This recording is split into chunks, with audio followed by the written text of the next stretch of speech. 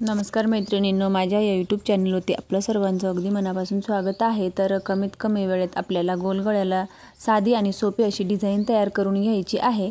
त्याच्यासाठी तुम्ही जो कोणता साईजचा ब्लाउज कटिंग केलेला असेल त्या मापानुसार गळ्याची उंची, शोल्डर, मुंडा ही माप टाकून घ्यायची आहेत। आणि त्याच्यानंतर मग अशा पद्धतीने गळा मी जो काही आखून घेतलेला आहे तो पुन्हा मी चेक करून आणि थोडा एक्स्ट्राचा वाढवून घेतला 1/2 इंचानी। त्याच्यानंतर दुसऱ्या बाजूला सेम तो आपल्याला डार्क करून घ्यायचा आहे, जेणेकरून आपल्याला कट करायला सोपं जाईल। अशा पद्धतीने बरोबर मी तो आखून घेतला आणि त्याच्यानंतर मग आपल्याला अस्तरच्या सर्व बाजूंनी शिलाई करून घ्यायची आहे। अस्तरच्या सर्व बाजूंनी शिलाई करून आणि त्याच्यानंतर मग जो काही एक्स्ट्राचा कपडा आहे तो आपल्याला कट करायचा आहे। शिलाई करत असताना हात हा आपल्याला बरोबर अस्तरवरती ठेवायचा, जेणेकरून आतमध्ये घोळ वगैरे होणार नाही।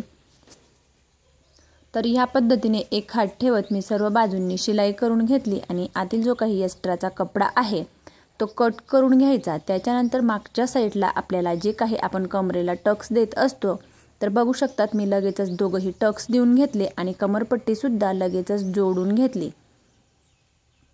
त्याच्यानंतर मग आपल्याला गळापट्टी लावून घ्यायची आहे। त्याच्यासाठी मग अशा पद्धतीने हा कपडा घेतलेला आहे आणि तो आपल्या तिरकस धाग्यात कट करून घ्यायचा।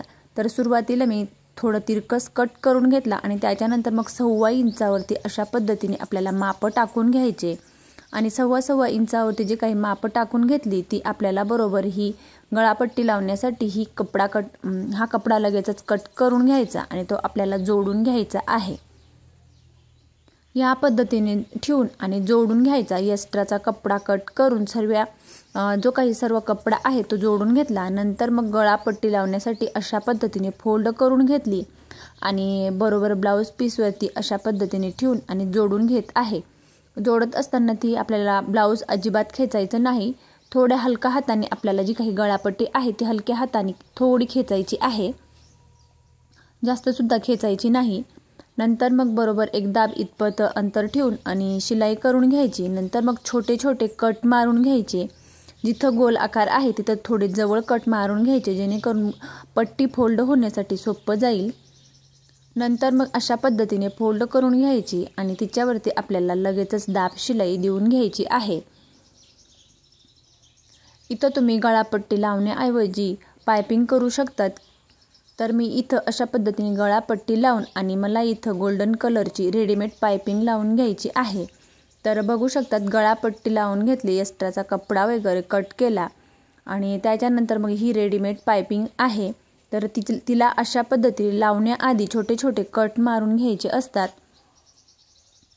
ह्या पद्धतीने बरोबर मी ती सेट करून घेतली आणि थोडं थोडं पकडत आपल्याला बरोबर जी काही पायपिंग आहे तिच्या अगदी पोटाशी आपल्याला बरोबर शिलाई करून घ्यायची आहे। जिथं गोल आकार आहे तिथं आपल्याला थोडे एक्स्ट्राचे कट मारून घ्यायचे। नंतर मग पूर्ण गळ्याला अशा पद्धतीने पायपिंग लावून घेतली आणि नंतर मग डिझाइन तयार करण्यासाठी 2 इंच किंवा 2.25 इंचाचा अशा पद्धतीने कपडा मी कट करून घेतलेला आहे आणि ह्या पद्धतीने फोल्ड करून वरच्या बाजूला 1 इंच अंतर सोडून आणि इथं ह्या पद्धतीने असं सेट करून आणि शिलाई करून घ्यायची। तर ह्या पद्धतीने 2.25 इंचाचे खूप सारे कपडे मी कट करून घेतले आणि ह्याच पद्धतीने फोल्ड करून एकाजवळ एक ठेवत बरोबर सर्व मी अशा पद्धतीने जोडून घेत आहे। पूर्ण गळ्याला आपल्याला सेम ह्याच पद्धतीने लावून घ्यायचे आहेत।